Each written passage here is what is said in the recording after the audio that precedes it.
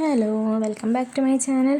അപ്പോൾ ഇതൊരു സൺഡേ ആണ്. പക്ഷേ എനിക്ക് വായനാ മത്സരത്തിൻ്റെ ഒരു എക്സാം ഉണ്ടായിരുന്നു. മേഖലാതലം പാസ്സായത് നിങ്ങൾ വീഡിയോയിൽ കണ്ടിട്ടുണ്ടാവും കുറച്ചായി. അപ്പോൾ അതിൻ്റെ താലൂക്ക് തല മത്സരം നടുവണ്ണൂർ സ്കൂളിൽ വെച്ച് നടക്കുന്നുണ്ടായിരുന്നു.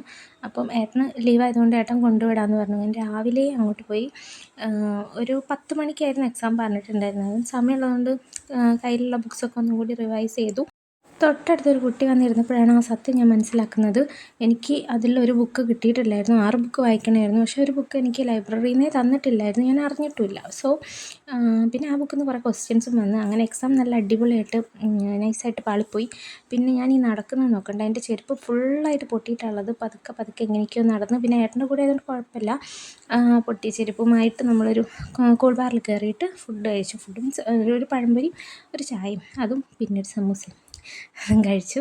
അത് കഴിഞ്ഞിട്ട് നേരെ സ്റ്റാൻഡിൽ പോകാമെന്ന് കരുതി. സൺഡേ ആയിരുന്നു. അപ്പം പെട്ടെന്ന് ചെരുപ്പ് മാറ്റാമെന്നുള്ള രീതിയിൽ അവിടെ കണ്ടൊരു ചെരുപ്പ് തൽക്കാലം എടുത്തിട്ടു. ഇപ്പം ഇലക്ഷൻ വർക്കൊക്കെ ഉള്ളത് കാരണം എനിക്ക് ഒത്തിരി നടക്കാനും ഒക്കെ ഉള്ളത് കൊണ്ട് പിന്നെ ആ പൊട്ടിയ ചെരുപ്പ് ഒരു കവറിലാക്കിയിട്ട് നേരെ പോയി വീട്ടിലോട്ട് പോവുകയാണ്. നല്ലൊരു ചെരുപ്പ് ഇനി പിന്നെ നോക്കിയിട്ട് വാങ്ങണം. സമയം ഉണ്ടായിരുന്നില്ല. കാരണം വീട്ടിൽ പോയിട്ട് ഇനി കുക്കിങ് കാര്യങ്ങളും കഴിഞ്ഞിട്ട് ഫുഡൊക്കെ കഴിച്ചിട്ട് മോളെ കുളിപ്പിച്ചിട്ട് പിന്നെയും ഇലക്ഷൻ വർക്കിന് ഇറങ്ങാനുള്ളത് കാരണം വേഗം ആ പണികൾ നോക്കി. അപ്പം മോളുടെ എണ്ണ ഒന്ന് ചൂടാക്കി എടുക്കുന്നുണ്ട്. ഇപ്പോൾ തണുപ്പുള്ള ഒരു കാലാവസ്ഥയായത് കാരണം ചെറിയ രീതിയിലൊന്ന് ഇളം ചൂടാക്കി എടുത്തിട്ടൊന്ന് നന്നായിട്ട് മസാജൊക്കെ ചെയ്ത് കൊടുക്കുന്നുണ്ട്.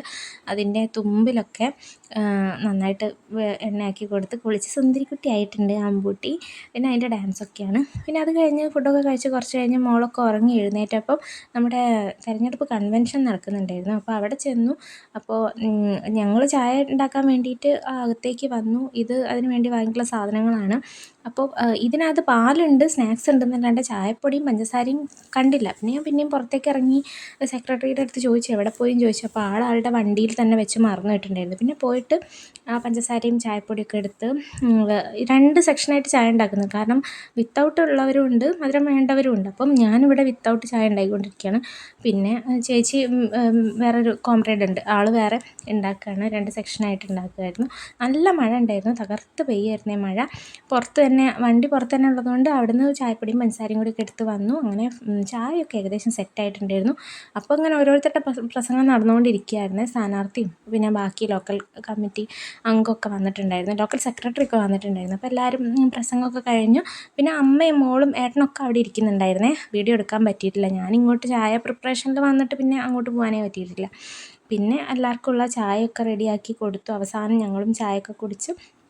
മഴയായിരുന്നു, കുടയൊക്കെ എടുത്ത് വീട്ടിൽ പോയി. അപ്പോൾ അടുത്തൊരു വീഡിയോയിൽ വീണ്ടും കാണാം.